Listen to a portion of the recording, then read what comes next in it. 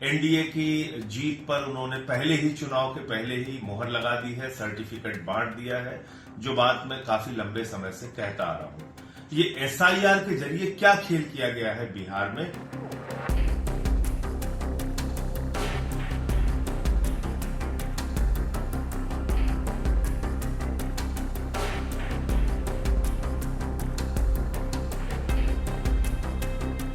जैन साथियों, बिहार की सभी विपक्षी पार्टियों से मैं कहना चाहता हूं, खूब मेहनत कीजिए, खूब रैलियां कीजिए।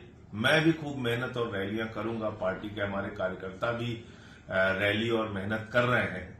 लेकिन जो अज्ञानेश कुमार जी का योगदान है बिहार चुनाव में, उससे एनडीए के हक में फैसला तय हो चुका है। एनडीए की जीत पर उन्होंने पहले ही चुनाव के पहले ही मोहर लगा दी है, सर्टिफिकेट बांट दिया है, जो बात मैं काफी लंबे समय से कहता आ रहा हूं। ये एसआईआर के जरिए क्या खेल किया गया है बिहार में, 2-3 मिनट के अंदर आपको समझाने का प्रयास करूंगा। एसआईआर के जरिए क्या दावा किया गया था? घुसपैठिए आ गए, इनको तो भगाना है, बांग्लादेशी आ गए, रोहिंग्या आ गए, यही तो चिल्ला रहे थे भाजपा वाले। आप जाकर पता कर लीजिएगा, जितने भी मतदाता सूची में नाम थे, भारतीय जनता पार्टी ने एक भी नाम पे शिकायत नहीं की कि ये घुसपैठिया है या विदेशी है, एक भी नाम पे शिकायत नहीं की। पहली बात। दूसरी बात, जब अभी जो ये voter list, final voter list आई है, जिसके बाद अज्ञानेश कुमार जी के मुंह में ताला लग गया है, उनके मुंह से आवाज नहीं निकल रही है। पता है आपको कितने विदेशी नागरिक मिले पूरे बिहार के अंदर? 315। कितने मिले? 315। और उन 315 विदेशी नागरिकों में ज्यादातर हिंदू हैं, 78 मुसलमान हैं। 78 मुसलमान पकड़ने के लिए आपने 8 करोड़ मतदाताओं को परेशान किया, एसआईआर का हवा खड़ा किया, और विदेशी आ गए, घुसपैठिए आ गए, एकदम से हम पूरा परिवर्तन कर देंगे एसआईआर के जरिए। यह दावा कौन कर रहा था? अज्ञानेश कुमार जी कर रहे थे।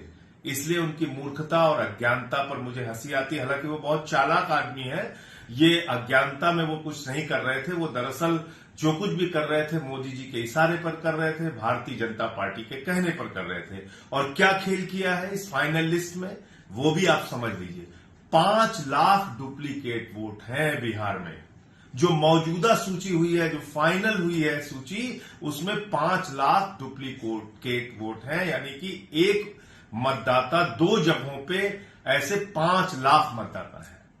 एक मतदाता 2 जगहों पे, जिनका एड्रेस सेम है, पता सब कुछ एक जैसा है, नाम एक जैसा है, सब कुछ एक जैसा है, ऐसे 5 लाख मतदाता है। आप सोचिए, कुछ हजार के अंतरों से पूरे हरियाणा का चुनाव बदल गया। कुछ 1-2% वोट के अंतर से दिल्ली का चुनाव बदल गया। तो बिहार में जब 5 लाख वोट वैसे ही भारतीय जनता पार्टी अपने झोली में रख के चल रही है अलग अलग विधानसभाओं में, तो खेल तो हो चुका है। खेल तो सारा खत्म कर दिया इन्होंने। जो कुल मतदाताओं की संख्या थी बिहार में, उससे 80 लाख मतदाता कम हो गए। आप कल्पना कीजिए कितनी बड़ी संख्या में मतदाता वहां पे घटाए गए और कितने डुप्लीकेट मतदाता वहां पे हैं। तो इतने गड़बड़ झाले वाली वोटर लिस्ट से विपक्ष की पार्टियां चाहे जितनी मेहनत कर ले, चाहे जितना प्रचार कर ले, चाहे जितनी रैलियां कर ले और सभाएं कर ले, उन्होंने तो वोट चोरी कर रखी है, घपला और घोटाला कर रखा है। तो चुनाव में जो एसआईआर के जरिए घपला करने का मकसद मुख्य चुनाव आयुक्त अज्ञानेश कुमार जी और नरेंद्र मोदी जी का था, वो बिहार में सफल हो चुका है। और इस मतदाता सूची के आधार पर अगर वहां चुनाव होता है, तो नतीजे आज आप मुझसे लिख के ले लीजिए कि सर्टिफिकेट पहले ही जीत का एनडीए के प्रत्याशियों को चुनाव आयोग ने बांट दिया है। अब सोचना आपको है, तय आपको करना है कि आप इसका कैसे और विरोध कर सकते हैं।